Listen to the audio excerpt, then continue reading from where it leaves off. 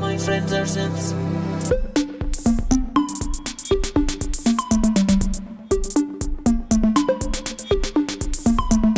One of the great passions of my life is exploring different types of sequencers, as sad as you might think that to be. There are many incredible sequencers out there just waiting to be discovered, each with their own unique strengths and specialities. But out of all of the devices I've tried, a few in particular stand out. Firstly, the portable, beautifully understated Oxy One, which has become something of my go-to all-rounder.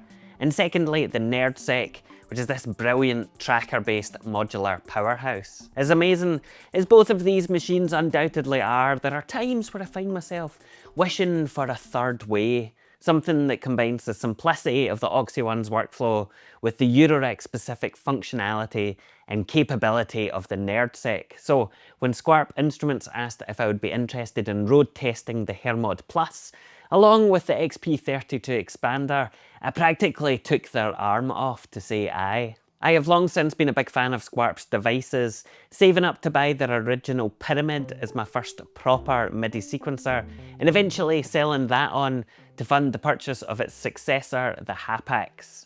Knowing how good both of these are as desktop units, I was really excited to see for myself how that workflow would translate into the modular world.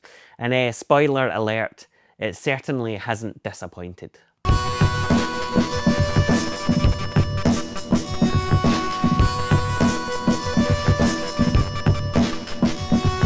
In this video, I'm going to give you a general overview and my relatively early impressions of this thing after about a month or two of use, including its strengths, and also, you know, some potential areas for improvement or evolution, if you will. As time goes on and I use Hermod Plus much more, I will probably take a closer look at some of the specific features in other videos, but there's just too much packed in there to cover in depth in one shot, so consider this a friendly introduction of sorts. In terms of the physical setup, Hermod Plus and the XP32 expander are 26 and 14 HP respectively, meaning that they've got a relatively compact combined width of 40 HP, and so they fit perfectly into a 4MS Pod 40. I don't often go for dedicated, smaller Eurorack cases like this, as you might be able to tell, but I think they're actually much more practical for modules like sequencers, where you have to be much more hands-on. This kind of setup lets you position things much more ergonomically,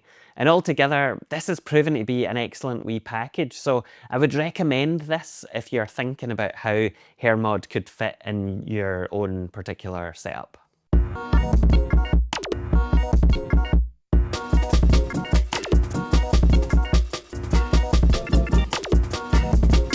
Squarp describes Hermod Plus as a modular brain, meaning that it is designed to act as the central control point for your Eurorack system. To do that, the core module has got 8 tracks with dedicated analog pitch and gate outputs, and a further 8 MIDI tracks that can be used simultaneously. The XP32 expands on all of this significantly with another 8 tracks, which each have 4 analog outputs per track.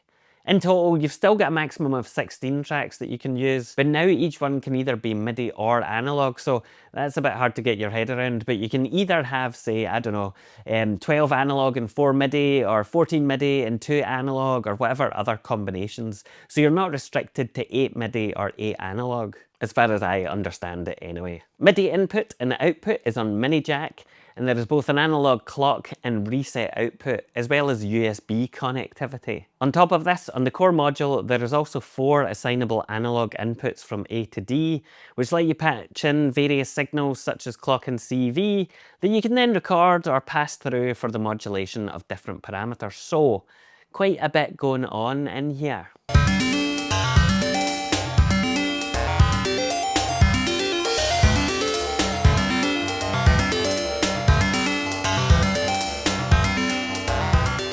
To put together individual tracks on the Hermod Plus, you have a variety of different options. You can, of course, punch things in manually, step sequencer style.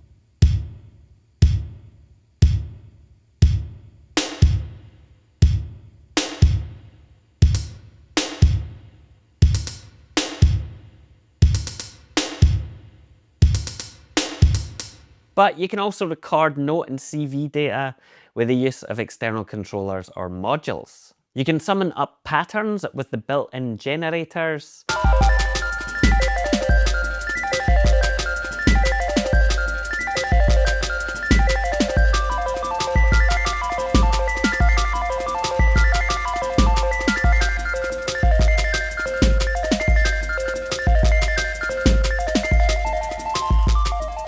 Or enable the on-air mode to turn the pads into a keyboard for a kind of MPC-esque experience. Each track can be a different length, up to a maximum of 256 steps or 16 bars, and you can zoom in on the grid for greater resolution than 16 steps per bar, which means that you can do things like micro timing adjustments, program snare rolls and all that kind of stuff.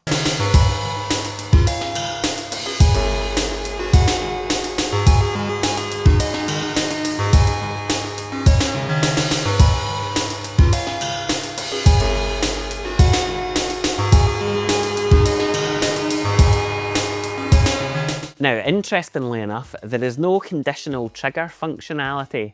That means that you can't easily set individual steps to only play every second or third time, for example. There are some workarounds to this, but they either don't give you the same level of predictability or they feel a bit convoluted to achieve, to be honest. I do understand that conditional triggers were originally more of an Electron thing, but they have become popularised to such an extent and appear on different bits of gear now that it seems like a wee bit of a missed opportunity not to include something similar, even if not exactly the same. So I hope that Squarp will consider adding that with a future firmware upgrade. Each Hermod track can have different effects, and multiple effects can be loaded in series, though because this is a sequencer, remember that those aren't the kind of audio processing effects that you might automatically think of, but rather modifiers, if you will. This includes things like arpeggiation, scale quantization, glide, LFO creation, Euclidean, I can't say that word, Euclidean pattern generation, swing, MIDI echo, etc, etc, etc.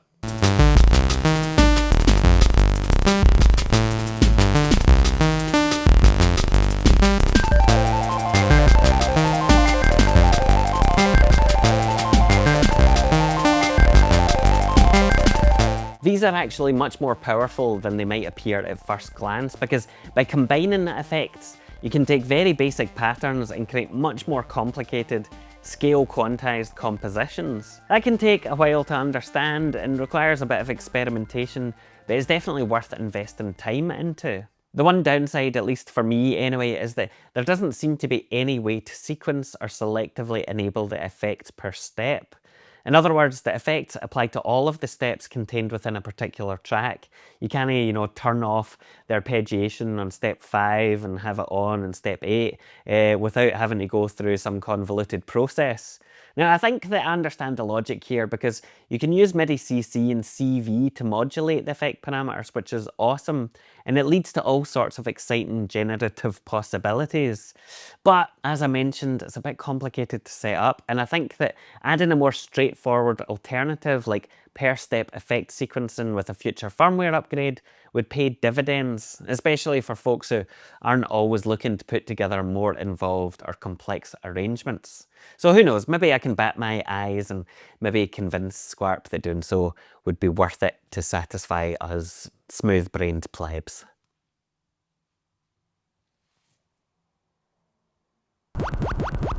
When it comes to performance and crafting fully realised compositions, Hermod Plus provides a fair bit of flexibility. Arrangements are managed within the blue sequence mode, and in here you can choose collections of tracks and their accompanying patterns to effectively create sections of your song which can then be triggered manually or chained together.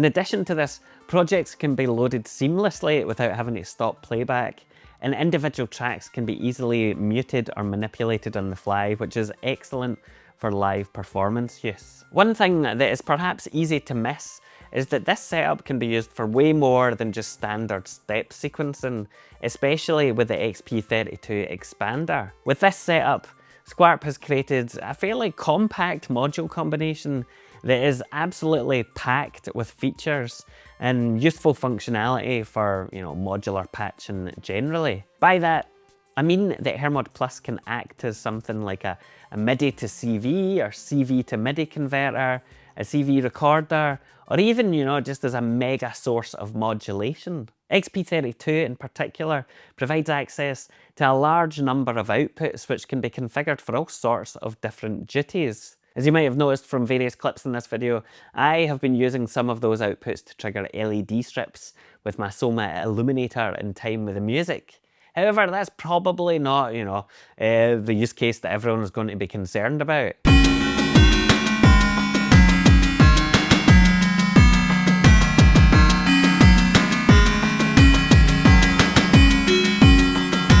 The outputs are probably most powerful when you consider that each of the 8 tracks here have got 4 outputs, each of which can be used for modulation. So in theory, you could have your regular 8 voices set up in the core module and 32 different complex LFOs, envelopes, or whatever else on the expander. If you're not familiar with modular, or I guess even if you are, it might not be obvious how awesome that is. And to be honest, I think this means that the XP32 alone gives me more modulation sources than I have available in the entirety of the rest of my case, which is kind of wild to think about, actually.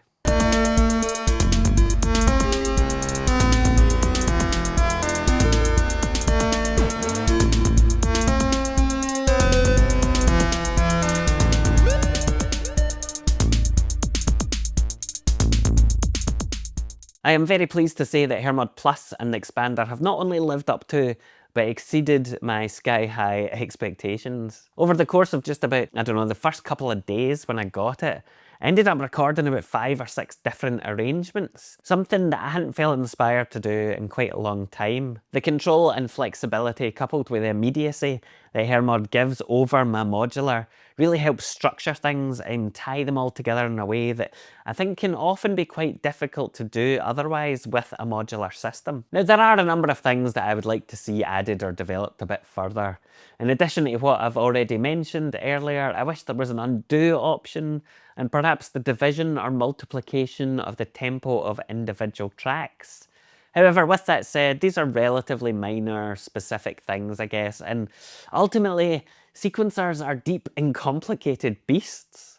Everybody's got their own preferences for workflows, and there's always going to be functional differences and limitations that you just kind of need to get used to. And in fact, sometimes that is what makes a bit of gear special or particular or unique. Though with that said, I would still like to see conditional triggers for both events and effects, but still.